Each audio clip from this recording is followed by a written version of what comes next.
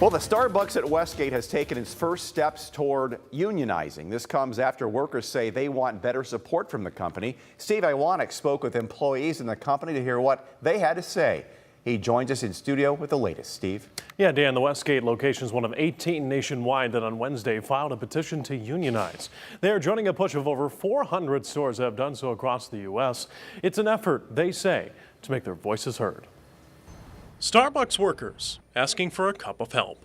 This company is finally being forced to hear us. The Westgate location filed a petition for a union election Wednesday with the National Labor Relations Board. Concerns about wages, scheduling, and respect. Aspects of the job workers say are not fair. We just never really get enough to cover the cost of basic necessities and everything. CBS News reported in November of 2023 that Starbucks was increasing 2024 wages nationwide by 3%. The same report shared that employees make an average wage of nearly $17.50 per hour. Baristas earn between $15 to $24 an hour. These are multi-billion-dollar corporations, and there's no ethical excuse for people struggling. In order to unionize, Starbucks Workers United shared that one of two things needs to happen. An employer may voluntarily recognize the union at the request of a majority of the workforce without a vote, or employees may trigger an election through sufficient signing of union authorization cards. The minimum needed to have an election is 30% of bargaining staff signing cards. To win the election, a simple majority is needed.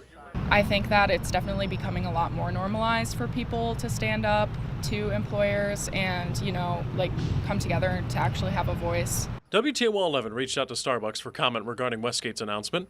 They shared in a statement that, quote, "We believe the best way for partners to make their voice heard on the matter of union representation is through the NLRB election process, and we will continue to honor the outcomes of those elections." So at Westgate, the staff of about 20 workers are pushing ahead and telling others to do the same.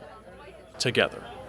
I definitely encourage every worker amongst every industry, not just Starbucks, to come together and form community within each other, because we're going to keep struggling unless we actually do something about it.